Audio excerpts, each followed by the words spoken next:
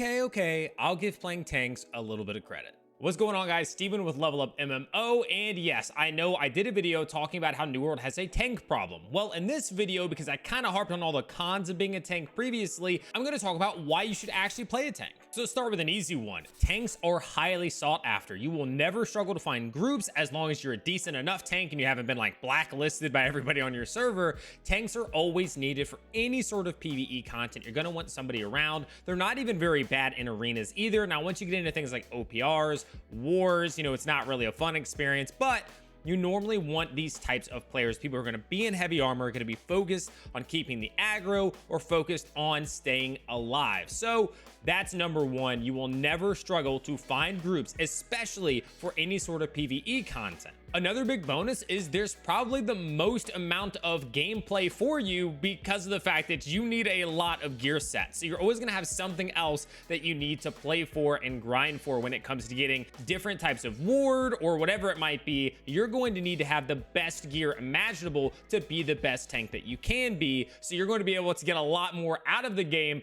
simply because you're going to need a lot more. Another benefit, and this is definitely going to be more on the person, but if you're a person who enjoys this, you are important. When you're playing a tank, your role in the group is top level. You have to keep aggro to make sure that your teammates don't get aggro and therefore start taking damage and die. Now, this is why people tend to gravitate towards the healers and the tanks, is because you have that level of importance, whether it's ego or whatever it might be. It puts a little more pressure on your shoulders and makes you a little more immersed in the game. You have to be a little more vigilant, hyper-focused, and for a lot of people, this is a major draw to playing those roles in any MMORPG. It just adds that little bit more of spice to keep the gameplay interesting. So the next thing isn't something that's like unique to tanks per se, but it's just an added thing. The fact that you can use several different secondaries. You can be a Warhammer as your secondary. You can use a hatchet. You can use a blunderbuss. There are actually a lot of weapons that also have taunts on them. So if you have that Carnelian gem in, then you can utilize those taunts to build up threat. So a little bit of fun, a little bit of versatility in your build is always nice to have. I know a lot of people, of course, are thinking, oh, well, we have to use sword and board or whatever, but actually I've seen a lot more great sword tanks these days.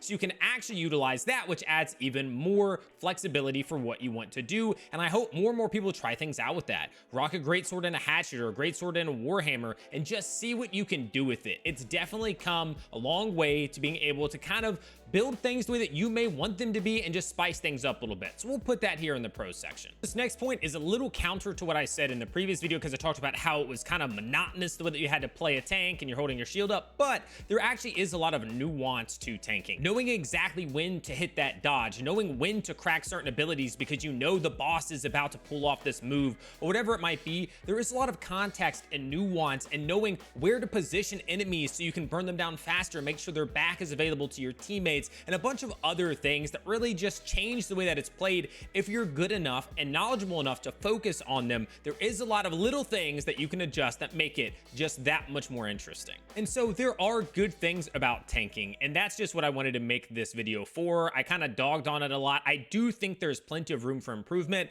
but it's not the worst thing in the world. Tanking is okay. It could be better, and I think that we have to give some credit where credit is due, and so that's what this video was all about. That's just some of the things that have popped into my head when I thought of making this video. I'm sure there are more, and some of you who play tanks can definitely share them, so I want to know them down in the comments below. Tell me what you love about tanking, what makes it enjoyable for you. Maybe you don't like it. You can share that down there too, even though we have a different video for that. I'll link it somewhere around here. If you enjoy this video, if you like New World content, MMO content in general, subscribe to the channel. There's no reason not to. And of course, give the video a thumbs up. If you would like to chat with me live about tanking, healing, New World in general, MMOs, swing by the stream at twitch.tv/heartbreaker_TV. Would love to have you come chat with me there. You can also support me directly here on YouTube in a great way by becoming a member.